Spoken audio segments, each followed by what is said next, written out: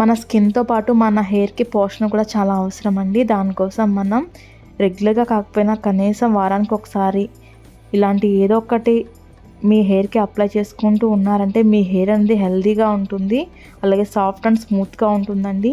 మనం ఇంట్లోనే దొరికే వాటితో ఈజీగా మనం ఇలాంటి హెయిర్ ప్యాక్స్ అనేవి అప్లై చేసుకుంటూ ఉండవచ్చు. దీనికోసం మనకి కావాల్సినవి కలబంద అండి. కలబంద ప్రతి ఒక్కరి ఇంట్లోనూ దొరుకుతుంది. అలాగే కలోంజీ సీడ్స్ అండి, ఇవి మనకి మార్కెట్లో చాలా ఈజీగానే దొరుకుతాయి. కలబందను మనం ఇలా మంచిగా వాష్ చేసుకున్న తర్వాత తొక్కేమీ తీయకుండానే ముక్కలుగా కట్ చేసేసుకోవాలండి.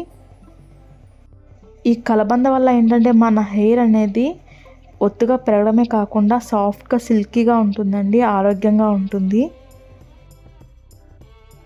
ఇలా చిన్న చిన్న ముక్కలుగా కట్ చేసుకున్న కలబందను ఒక బౌల్లోకి అయితే వేసుకోవాలండి. నెక్స్ట్ వచ్చేసి మనం ఇందులో ఒక 2 స్పూన్లు కలోంజీ సీడ్స్ని అయితే వేసుకోవాలి. ఈ కలోంజీ సీడ్స్లో ఉన్న విటమిన్స్ ఏ, విటమిన్స్, మినరల్స్ అనేవి మన హెయిర్ గ్రోత్కి చాలా బాగా ఉపయోగపడతాయండి. నెక్స్ట్ వచ్చేసి మనం ఇందులోనే ఒక టీ గ్లాస్ వాటర్ అయితే వేసుకోవాలండి. ఇలా ఒకసారి మంచిగా మిక్స్ చేసేసుకున్న తర్వాత ఇప్పుడు మనం స్టవ్ ఆన్ చేసుకుని స్టవ్ మీద పెట్టి అయితే హీట్ చేసుకోవాలి బాగా. చూసారుగా ఈ విధంగా మనం బాగా మరిగించుకోవాలండి తిప్పుకుంటూ. మన తలకి ఆయిల్ పెట్టడమే కాకుండా అప్పుడప్పుడు మనం ఇలాంటివి ట్రై చేయడం వల్ల ఏంటంటే మన హెయిర్ అంతా మొదల నుంచి ఆరోగ్యంగా పెరుగుతుందండి.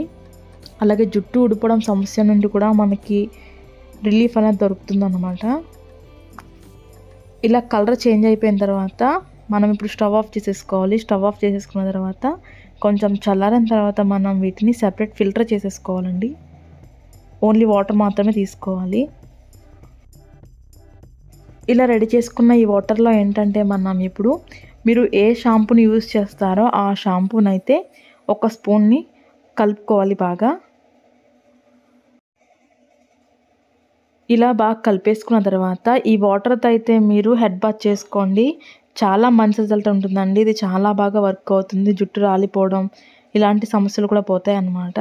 మీ హెయిర్ అనేది లాంగ్గా, సాఫ్ట్గా, స్మూత్గా పెరుగుతుందండి.